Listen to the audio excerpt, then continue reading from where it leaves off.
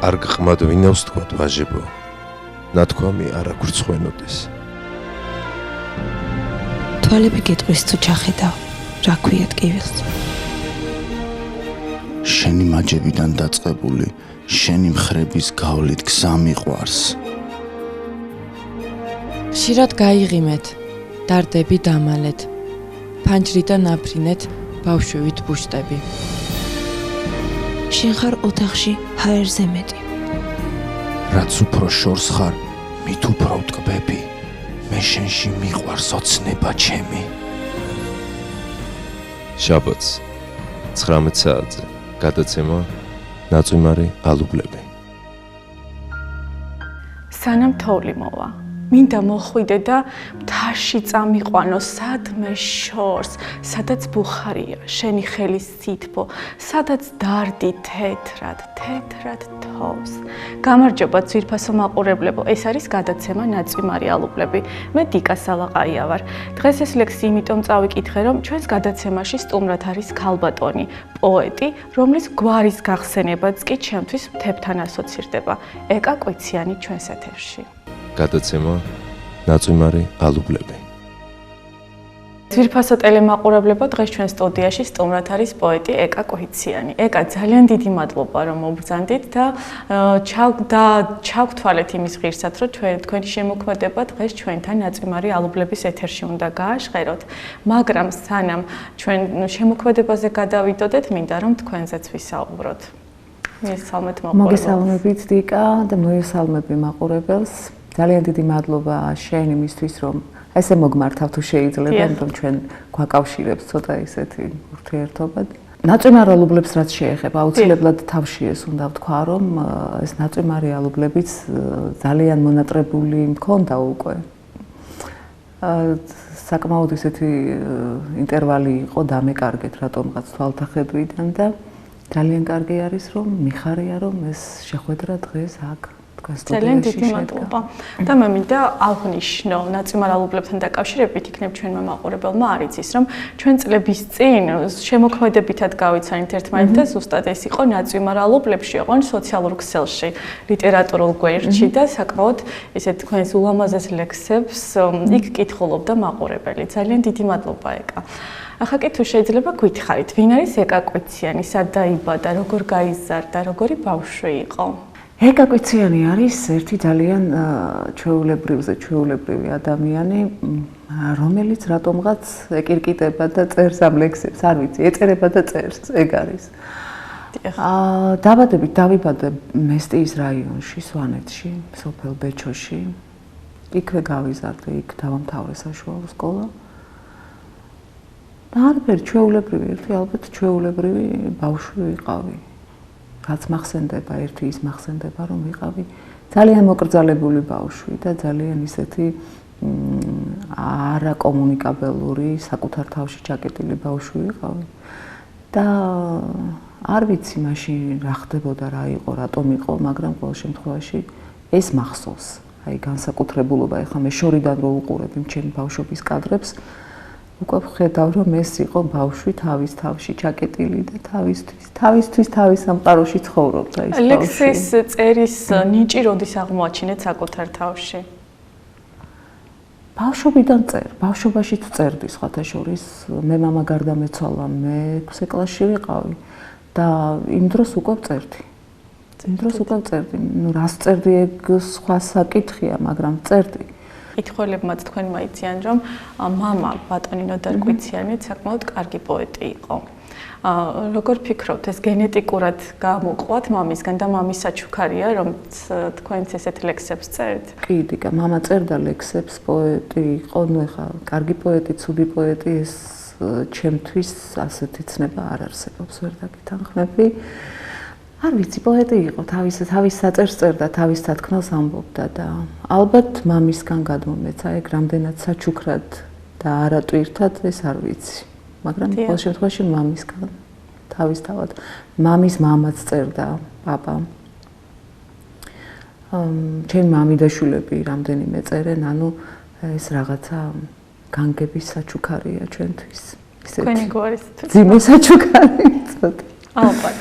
და როდის წერს ყველაზე ხშირად ეკაკვიციანი, როცა ძალიან ბედნიერია და გახარებული თუ პირიქით, როცა სევდა და დარდიდა საფიქრებია. ой, არასდროს არ წერს ეკაკვიციანი, როცა გახარებულია და ბედნიერია და ყოველთვის წერ იმ დროს, როცა რაღაცა ძალიან მტკივა. ძალიან მტკივა და ის ტკივილი აუცილებლად მაგითი უნდა ჩავაცხრო. და გშველით.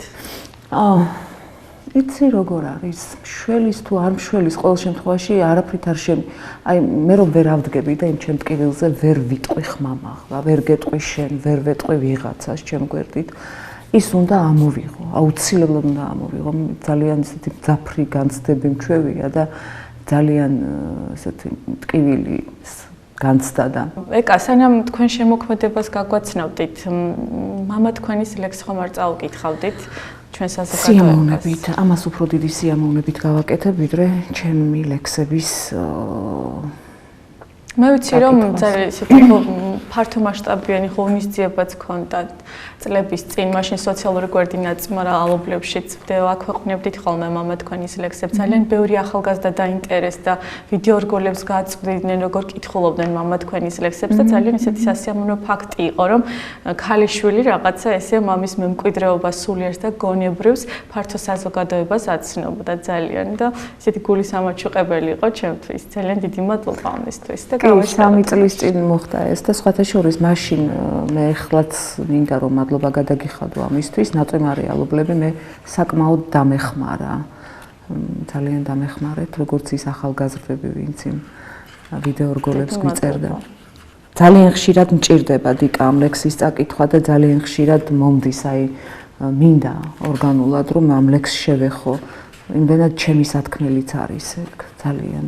რაც უფრო დრო გადის და საკი მემატება, უფრო და უფრო ჩემი სათქმელი ხდება და მე ამ ქალაქში შემთხვევით მოვხდი და მარტოობის ვარ გრძნობით სავსე. მე მაღლა მთაში დიდ ჩანჩქერს მოვწყდი და უსახელოდ აქ უნდა დავშრე.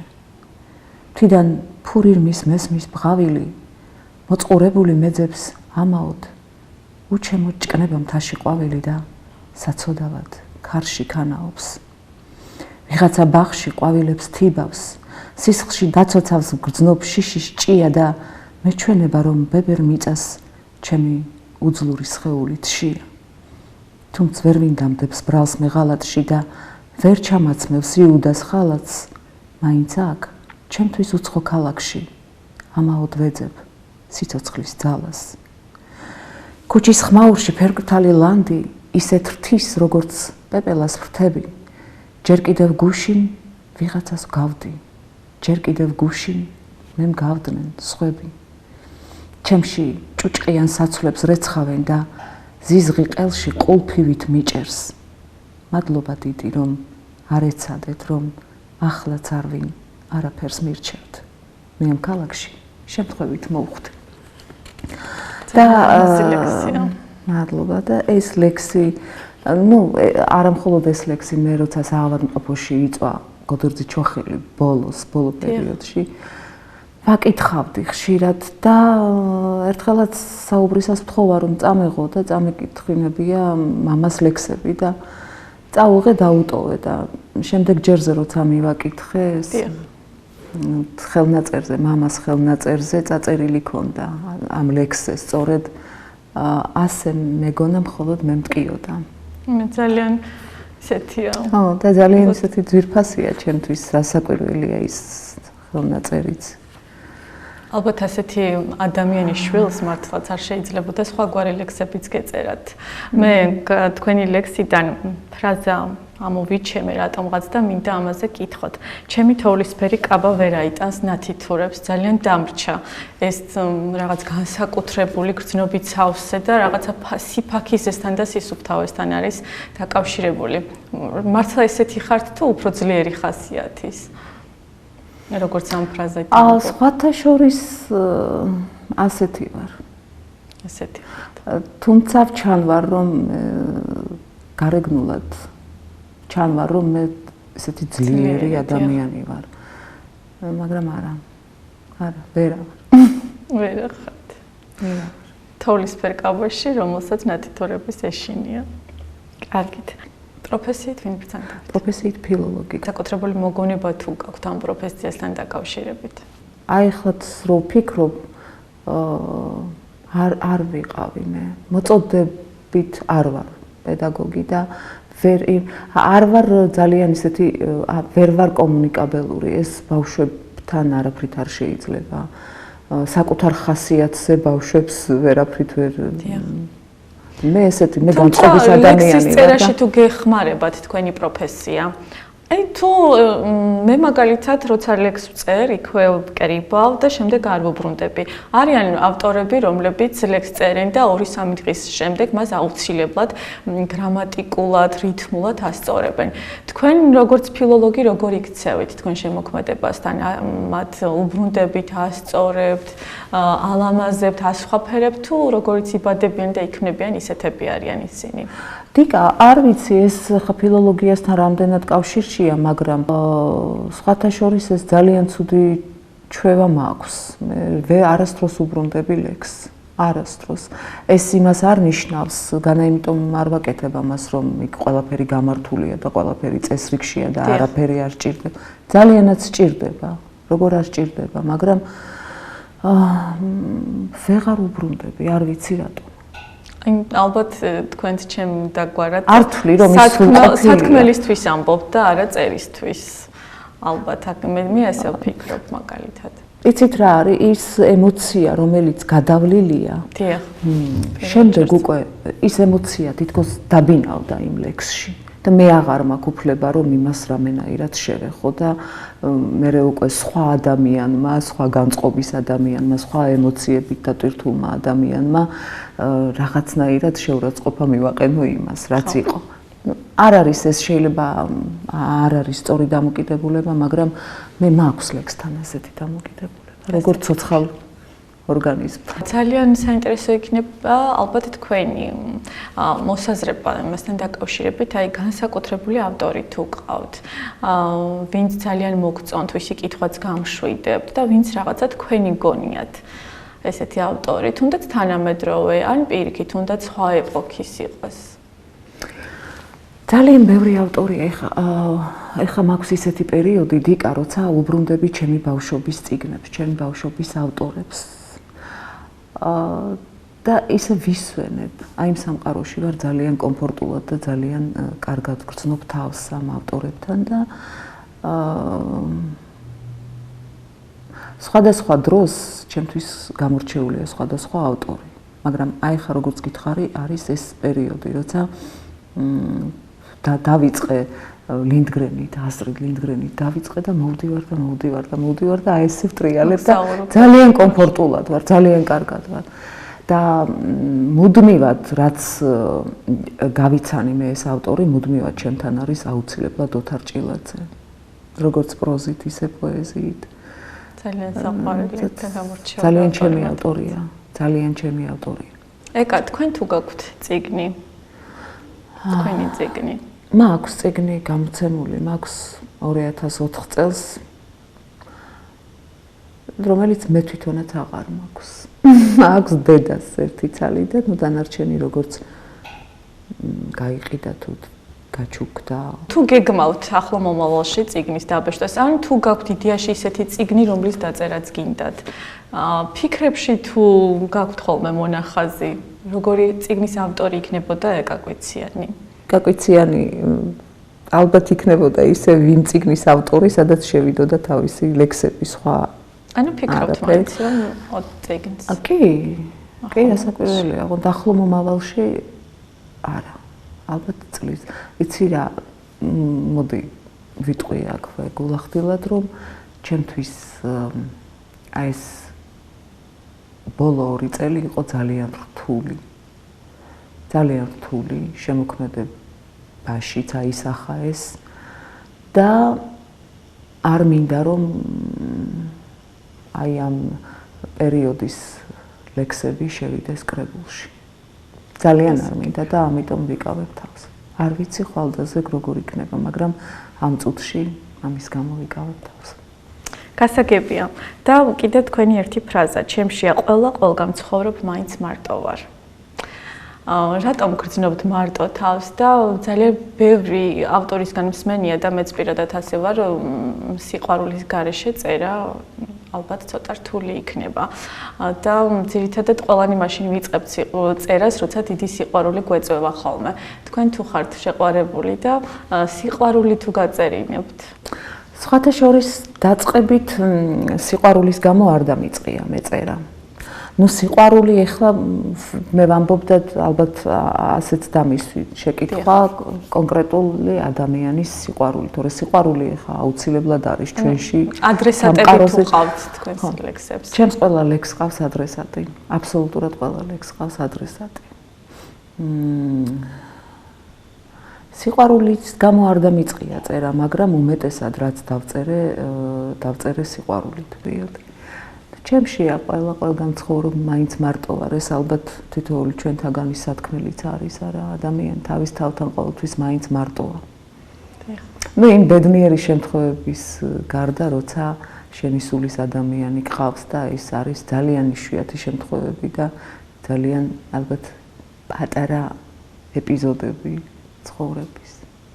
ეკა, როგორც კი თქვენს გვარს გაიგონებს ადამიანი, ალბათ მაშინათვე სვანეთის ბუმბერაზი მთები დაუდგება თვალწინ. და მე ერთ ფოტოზე თქვენი მინაწერი ვნახე, რომ უშბის ძირას არის დამალული თქვენი ბავშვობა და მოგვიყევით კიდევაც, რომ იქ ცხოვრობდით, იზრდებოდით. აი, რამდენად ხშირად გეძახით, რამდენად გენატრებათ, ალბათ ძალიან განსხვავებულია. ჩემთვის რაღაცა ისეთია რომანტიულთან ასოცირდება სვანეთი და სვანეთის მთები.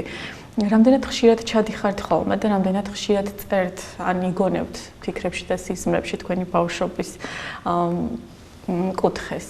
დაახლოებით 22-23 წელია წელიწადში მხოლოდ 2 კვირით ან 1 თვით ვახერხებ ჩასვლას. მაგრამ იქაურობა ის უშბის ძირას, ჩემი სოფელი, ჩემი მდინარე, ის დოლრა, ის იქაური ყველაფერი, კენჭიც, ყველაფერი მახსოვს დიკა, იმ 23 წლის წინანდელი, 30 წლის წინანდელი და ყველაფერი არის ჩემთვის ძალიან ძვირფასი. და ყოველთვის ხედავ, ყოველთვის არის ჩემში ეგ და გაუსვლელად. და წერით სხვათა შორის არ წერ ხშირად. არ წერ ხშირად კი არა, მაქვს მხოლოდ ერთი ლექსი. რაც აი ჩემ თასთან კავშირს გამოხატავს და იტევს. მეტი წერით არ დამიწერია და არ ვიცი რატომ არ დამიწერია. ალბათ იმდენად მარადიულად და მუდმივად არის ეს ჩემში, რომ უკვე თავიდან ბოლომდე არის პოეზიად ჩამჯდარი და აღარ უნდა იმას ლექსში გაჟღერება და ლექსად ქცევ. თავიდან ბოლომდე თქვენშია. ჩემშია კი. გასაგებია და ძალიან დიდი სიამოვნებით მოვისმენთ თქვენ შემოქმედებით. აი იმ ლექსს დავიკითხავ, ეხლა პირველი მაგეთი დავიწყებ. ძალიან ბევრს გონია, რომ ეს არის კონკრეტული პიროვნებისთვის მიძღვნილი ლექსი და ეს არ არის არავის. აი ეს ლექსი არის უადრესატო. ამ ლექსის ადრესატი არის სვანეთი, ჩემი დამოკიდებულება მთასთან. გასაგებია. ბაილ ბეთქილ, ნუ ეს არის მითოლოგიური გმირი. სვანურ მითოლოგიაში არის ეს სახელი მონადირე, ბაილ ბეთქილი მონადირე, რომელიც შეუყვარდება და რომელსაც შეუყვარდება დალი, ნადირობის ქალღმერთი და აი ეს ვითომ და ეს ბეთქილ, ანუ ჩემი მთასთან, მთის სიწმინდესთან, სვანეთთან აი მთელი ჩემი სიყვარული ჩავდე ამ ერთ ლექსში. მეტი მე არ დამიწერია. სიამოვნებით მოვისმენთ. როცა შენზე შემომწყრალი წამოვყევი ბარში ქარებს გზან მეწყერს ჩაეკეტა ანდა ნამქერს ჩავეტანე. ან ხმაურით დაძრულიყო შუაგზაზე სადმე ზვავი, დამწეოდა შენი რისხვა, დამწეოდა თების ზარი. რა მინდოდა ბარში ბაილ, ბეთქილ ბარში რა მინდოდა, ნეტავ მაშინ შემძლებოდა მოთმენა და შენი ნდობა. აქ ჭუჭყი და მტვერი მახრჩობს, სული დამაქვს ნაწვალები, ჩამქრალი მაქვს თვალში შუქი, დაჭრილი მაქვს ნაწნავები. ჩემი თოვლისფერი კაბა ვერ აიტანს ნათითურებს. თოვლისფერის რიდი ბაილ არ ქონიათ ბარში თურმე. ჩემთან ჭუნირის ხმა აღწევს, მოთქმით სტირის მირანგულას, აქ ვერავის უერთგულე ვერც ვერავინ მეერთგულა. ქარის ხმაზე დატირება ნეტავ მართლა არ მახსოვდეს, ან შემეძლოს დავიწყება, ან ყინულის გული მქონდეს, გულით შენი თვალთა ცეცხლით ან დამქონდა როგორც წყევლა, მხრებით დარდი ვზიდე ბაილ, სწორედ ჩვენი მთების ხელა. მაინც როგორ აუყევი ჩემს გარეშე უშბის კიდეს, მარტო როგორ გამომიშვი, როგორ არ გამომეკიდე, რა უნდათო ბარში დალებს, თეთნულ ცრემლი შეჰყინოდა, მომყვებოდა თეთრი შუნი ორბი, ზეცა შეჰყიოდა. მეტავ ახლაც თოგორაზე, თვარე ვერცხლის კარავს ქსოვდეს, იქ გელოდე, არ გავიდე იმ კარვიდან არასოდეს, ბაილ, მთისკენ გამირბიან ეს თვალები დანიშნული, ველოდები თიდან როდის ჩამომძახებს თეთრი შუნი, როცა შენგან მოვდიოდი, მოვყვებოდი ბარში ქარებს, გზად თუ არ დამეწეოდი, მეტავ ზვავებს ჩავეტარე. ძალიან ლამაზი, ალბათ ამას მარტო ეკაკვეციანი თუ დაწერდა. მადლობა. თუ სიყვარული ვითომ არის, სიცოცხლეც ვითომ. რა აღიღინებს ჩემს სხეულში ამდილის სისხამს? გიგონები ისევ როგორც ხილულს, ყინულის სითბოს ცოტაც და კიდეც შეგეხები, ხელს გადაგისვა მცისფერ სხეულზე. დავიწყებულ ტკივილსაც გავდე, დასაბამს გავდე დასასრულმა, რადგან დამტოვა. ყველა პირობის, კვლავ დარღვევის პირობა დავდე. ჩემშია ყველა, ყველგან ცხოვრობ, მაინც მარტო ვარ. გამოგიგონე ან გიპოვე შემთხვევით ისევ, მიყვარდე მინდა, უამრავჯერ ვინც მიღალატა. ხსოვნა მყიფეა, უხეშია, ხისტი და მქისე. მე შემიძლია დავიჯერო, რომ ის არა ხარ, ვინც გაიბზარა ან წვიმაში გაშრობა შეძლო, ან გამიხადა, შეცდომების თოკზე გამფინა, რომ სუნთქვა მეღრძო, სული მეღრძო, სიცოცხლე მეღრძო, ვინც არ ელოდა ამ სიმღერას, ამ წამს, ამ ფინალს. შემოდგომიდან დაიჩეკა სხეულში ყველა ჭუპრი და ყველა საზეპირო გამექცა გვერდზე. უბინადრებო ნიჟარებით სავსე რიყევარ, ან კალაპოტი და საკუთარ სიღრმეში ვერძლებ. წარსულს ვღიღინებ, იმ გარდასულს ცარო მეთხელა და თუ ოდესმე საკუთარ თავს ისე არ ყავდე, უჩემოდ მყოფმა სიძულვილი შეძლოს ერთხელაც, ან ზიზღი შეძლოს, არ ახსოვდე, ან არ უყვარდე, დრო რომ გავიდეს, გაიპაროს, ან როგორც არის, ჩემგან და მერე ჩემს გარეთ რომ თვალი დახუჭოს. გამოუხურო ერთხელ თუნდაც შემთხვევით კარი, მეხსიერების წარმოსახვებს, ხსოვნის პარკუჭებს და როგორც ცოცხლობ, როგორც ფიქრობ და როგორც სუნთქავ. ყველაფერი რომ შეიცვალოს უცებ და მკვეთრად. აქ თვალებს ხუჭავ, სუნთქვას ხუჭავ და დუმილს უთქვამ და დახუჭული თვალებიდან სივრცეებს კვეთავ. დასივრცის მიღმა ჩემი გული მზეების ფეთქვა. ამ სიტყვებს გირწევს, სინანულის სიმღერას გირწევს. და ხმები ჩემი და სიჩუმე რომ უნდა მეთქვა. დრო ვიდრე მოვა, ვიდრე წამშლის, ვიდრე მომიწევს გაქრობა, ვიდრე 100 თვალით სიბრმავე მერქვას, ვიდრე ცდუნებით ცამდამაშროს, მიწა გამქარდეს, სიმღერა დასცდეს სინანული ამ გულის მერქას და არასოდეს აღარ დამთავრდეს. რაც არ მითხრეს ან უკვე თქვეს და ვერ მოვისმინე, რაც დამანახა დახუჭული თვალების შვებამ, როგორც ფრესკიდან ჩამოღრილი ცრემლის სისველე სულის ფსკერში რომ გუბდება და არასდროს შრება, რადგან მე შევძლებ, ისევ შევძლებ, თავიდან შევძლებ, მიტევებიდან, სინათლიდან სულში ჩახედვას და მხოლოდ იმას ვიღიღინებ ჭის ფსკერში შენზე, საკუთარ თავში დაბრუნებამ, რაც მიმახვედრა. ძალიან კარგია. გადავლილია თქეში და დელგმა. შემომავიწყდა ძველი ელდებიც. ნელ-ნელა, როგორ გადიხარ ჩემგან, ნელ-ნელა, როგორ ცარი ელდები. მგერებმა მიმტრეს გულის ხმაურის დასაფარავად რაც მიფანტია. თვალს გარიდებდი და უცნაური ალბათ სიბრმავე არ მეპატია. მინდვრის ხვიარაც და ქოთნის ბალბაც განწირულია ჭკნობისთვის ბოლოს. ხვალ გულში თუ კი დაგძებნი ალბათ სიცარიელეს მივაგნებ ხოლოდ. სევდისფერიქს. ხედავ, შევწყვიტე უსარგებლო დავა სიზმრებთან. მშრალი სიცხადით იწერებე ჩემი წერილი. არ დამაბრალო დღეს ამბების დრამატიზება, ეს მონოლოგიც მოსაწყენი და გაწელილი იქნება ბოლო და ყველაზე გულწრფელიც ალბათ. არავითარია ჩვილება, თავის მართლება, ცივია სიტყვა, ცრემში თუმცა მრავალჯერ დალბა, რაც იყინება ის ხომ მერე დიდხანს ართვება. როდესაც ცრემლი, მალე ალბათ ესეც დაშრება, გადმოიღვრება თვალებიდან და გულს მიჩვილებს, გიხსენებ მაშინ, მე რომ შველას ვითხოვდი შენგან, ჩემი დანგრევით თავი, როგორ გადაირჩინე. ასეთ დროს ყელში მოწოლილი ქვითინი მახრჩობს, თუმცა ავგრძალე რახანია სენტიმენტები.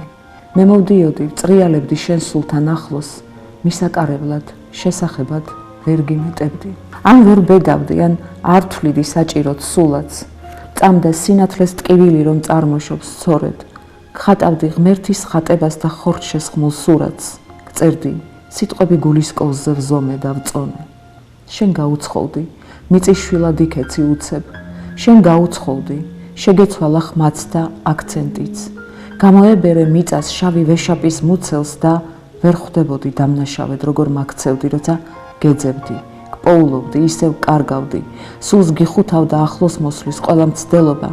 ასეთ დროს გრძნობდი საკუთარ თავს ისე არ ჰგავდი, თითქოს სხვა ვინმე სასულეში გადაგცდენოდა. მერე თანდათან მოინდომა გაზრდა მანძილმა, მერე თანდათან დაეკარგა სიმართლეს წონა.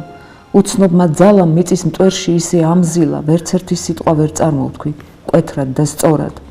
საკუთარ თავთან დავიბენი და შევკრთი მერე. ამოვსებული მქონდა პირი მტრით და ტალახით, მერე 1000 სისულელე ვჯღაბნე და ვწერე. გამოვიყენე უღმერთობის ყველა ტალანტი. დღესაც არ ვიცი, რა სახელი ეწოდოს უნდა, შეგრძნება შენ სულს ჩემთვის ასე ხილულს რომ ხდიდა. მე მხოლოდ მისი მოკამკამე ნათელი მსურდა, არავით არის სხვა ნაყოფი აკრძალულ ხიდან. დღეს ძიმე ტვირთად მაწევს მხრებზე ყველა ბრალდება. ხელებში შემრჩა საღებავებს შემშრალი ფუნჯი, მაგრამ რაც სულში იბადება, თურმე არ კვდება და ამოვსებულ სიდუმალი ამბებით ხურჯინს დავათრევ, დამაქვს არეული დღეების განცდა. ორივეს ერთად დავატარებ სასჯელს და შვებას, დავხვდები გულს რაც აალებულ ლექსებად დასცდა, არ მიდის არსად, მარადიულ ტკივილად რჩება. სხვა ყველაფერი იკარგება, გვალვებში ხმება, მენდე გაუვალ ლაბირინთებს თავი გავართვი. მე შენი გულის სინათლეს და ტკივილსაც ვხედავ, ამ სინათლეში დაიწერა ბოლო ბარათი. ძალიან ლამაზია და ისეთია ის საფიქრი რომ დამიტოვა. ძალიან ბევრი რამე მითხრა, მაგრამ ამავდროულად გამყვება და გადაცემის შემდეგაც ვიფიქრებ ამაზე. ძალიან დიდი მადლობა ეკა, რომ მობრძანდით. მოგვიყევით მამა თქვენზე, თქვენ შემოქმედებაზე და ეს თქვენი საოცარი ლექსები წაუკითხეთ ჩვენს მაყურებელს. ძალიან დიდი მადლობა. მადლობა შენ დიკა მოწვევისთვის. გაიხარეთ. ძვირფასო მაყურებლებო, გადაცემა ნაწვიმარი ალუბლების სტუმარი იყო პოეტი ეკა კვიციანი. მე დიკა სალაყაია ვიყავი, ჩვენ ზუსტად ერთი კვირით მომავალ შაბათამდე გემშვიდობებით. ნახვამდის.